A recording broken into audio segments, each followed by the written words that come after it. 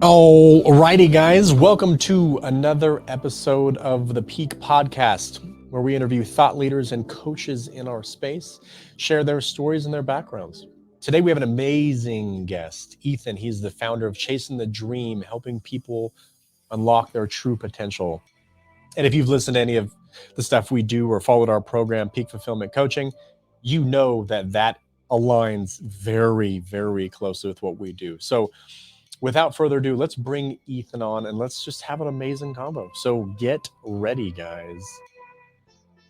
Ethan, welcome to the show, man. It's amazing to have you here. Thank you for having me. I really appreciate it.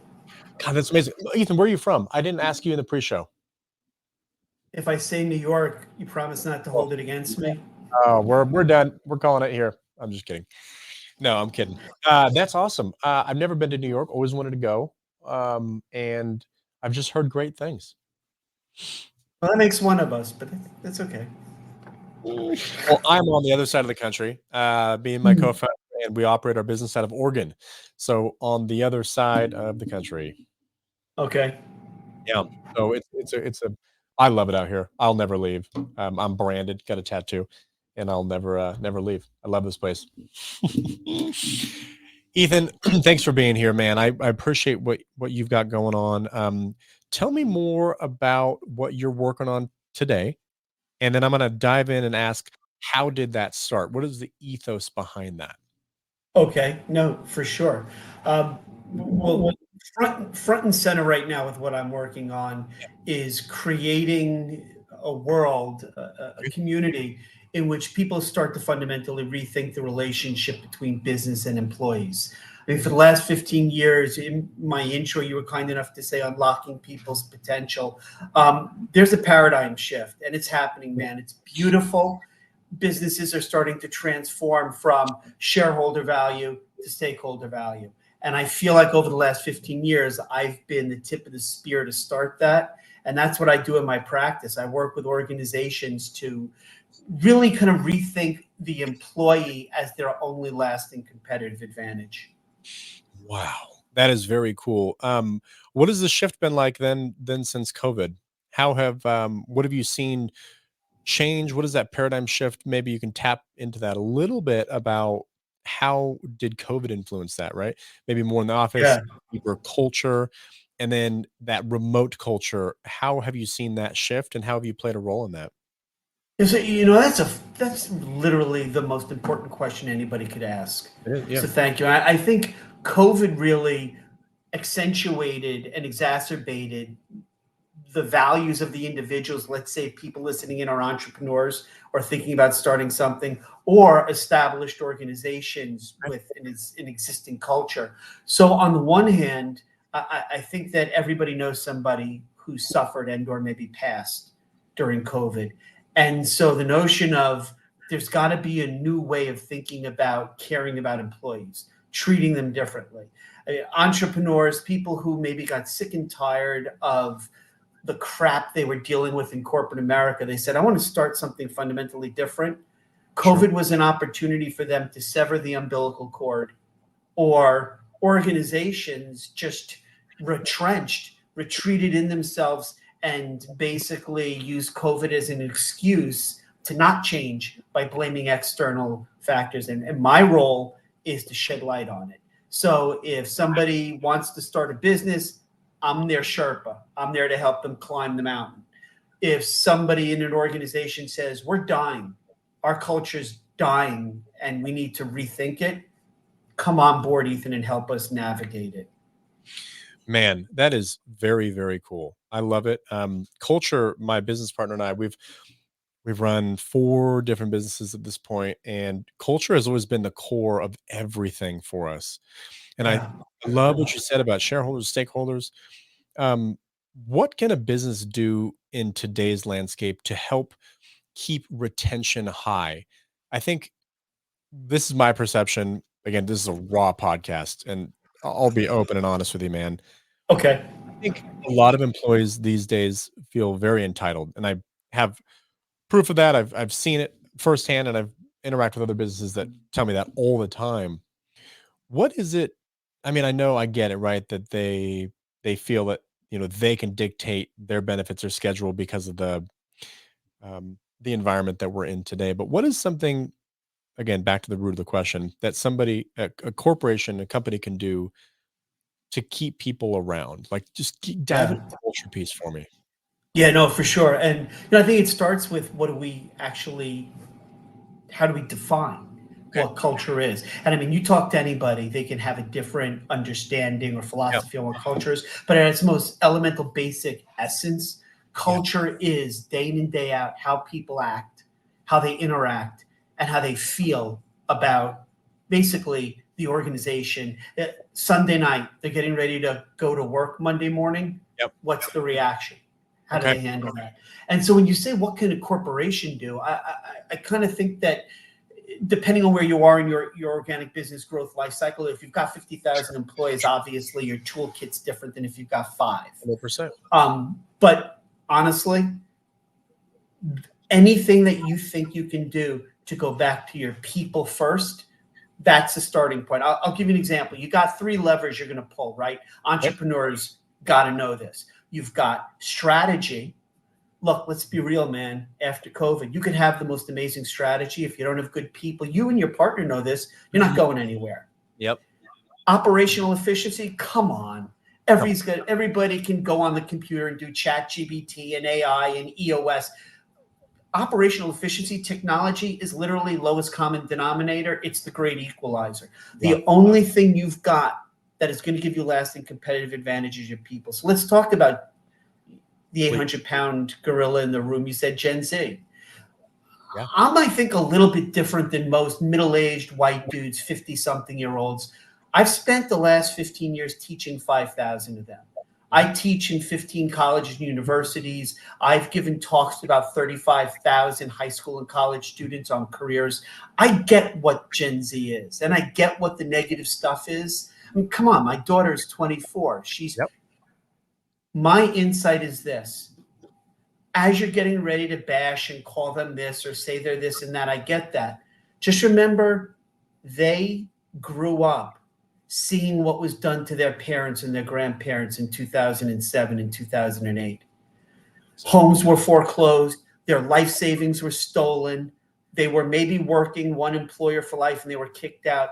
So I tend to think about Gen Zs the way I do all 5 generations in the workforce.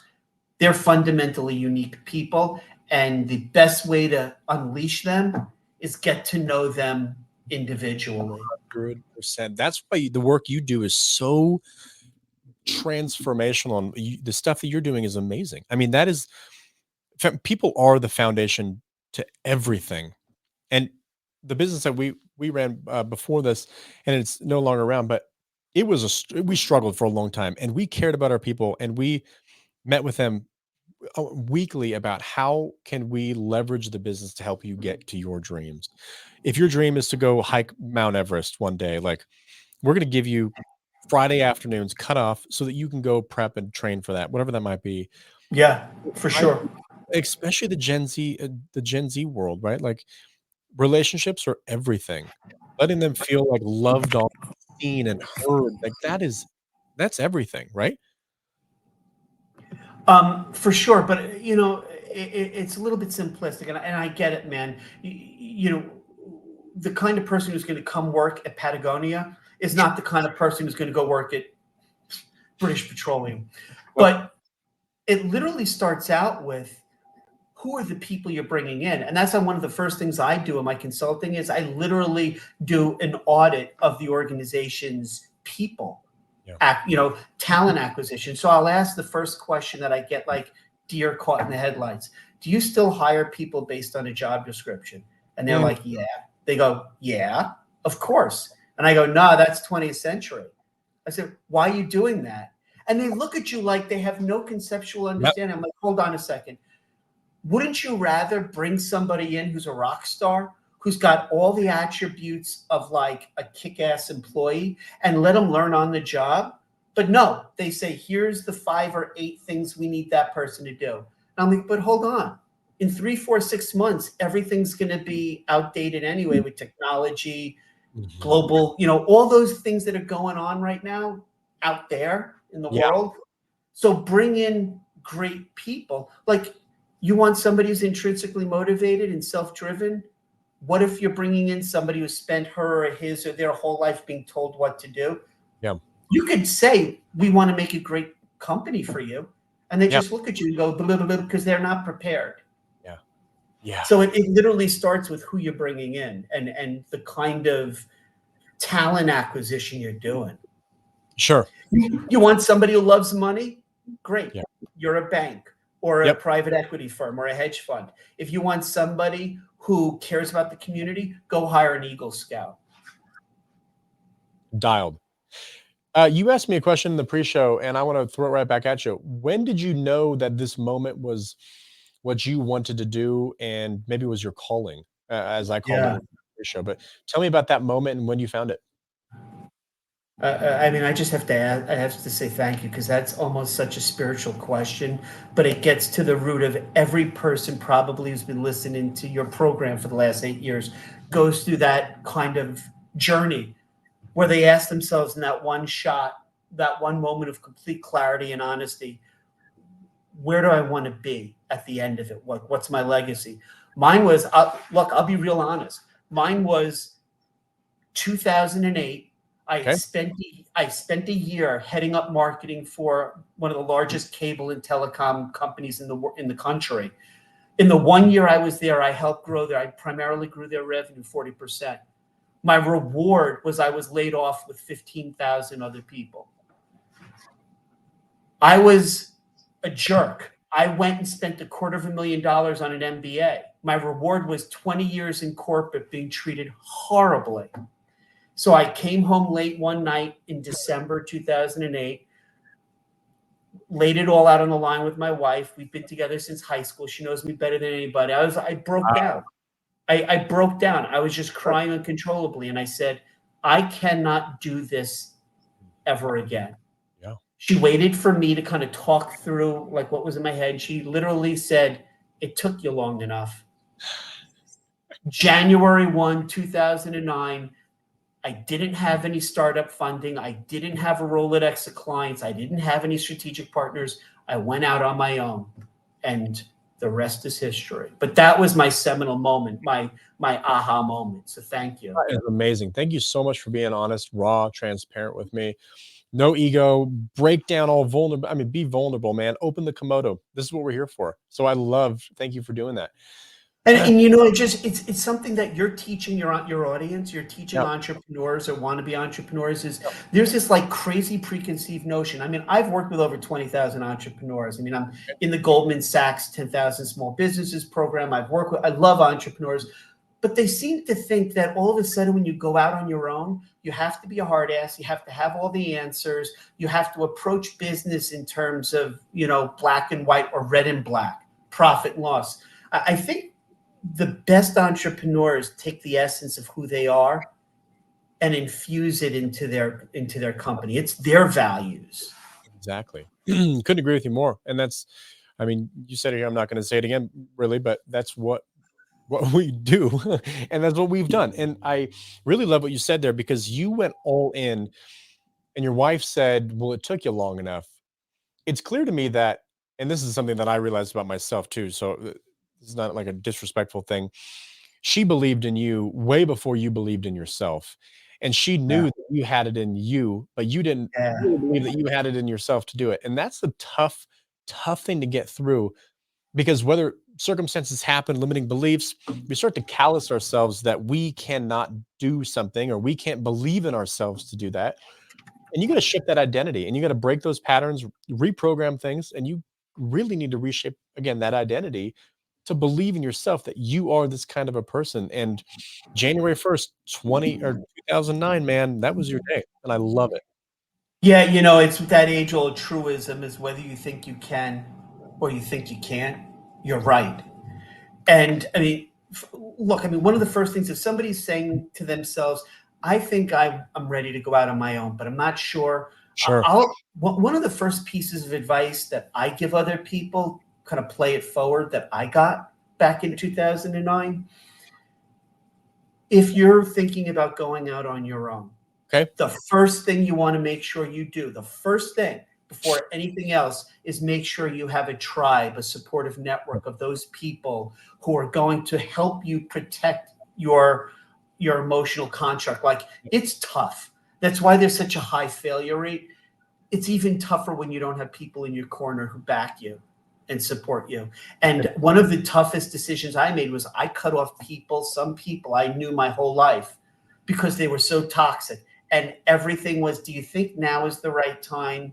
Do you think you have, do you think, and they kill you with their kindness. Yeah. And so you have to have that network. And Yep. if you have it, great. If you don't, You don't. Yep. Exactly. Wow.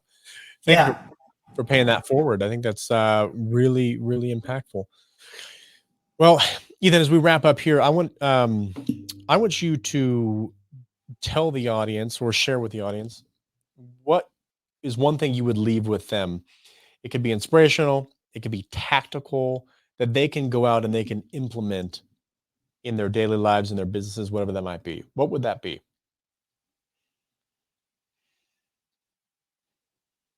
wow.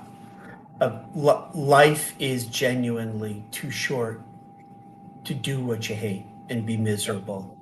And if you think there's a place for you, a Yeah. world for you in which you can actually do what you love to do, what you're really good at, and what there's a need for, don't put it off another day. You have every excuse not to, and you and the world will be a better place if you do. Just go. Just go. You don't need to have necessarily a safety net. I understand there's financial considerations, but just do it. And once you make the decision, I promise you, and they can reach out to me if they want to talk it through.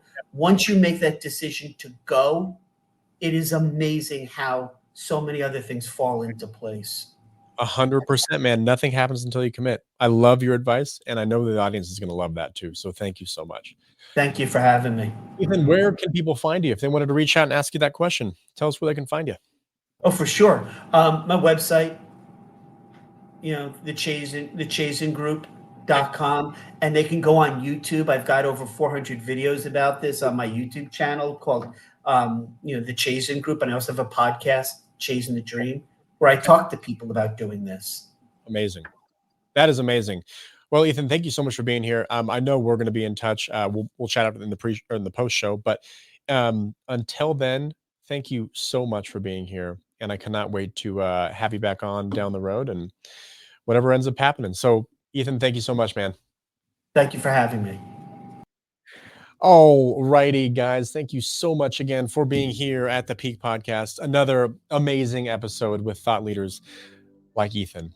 Like we say all the time, please subscribe. Please check out peakfulfillmentcoaching.com if you have not already. Check out our solo retreat program. It is changing lives by the day. Again, thank you guys so much, and we will see you on the next episode.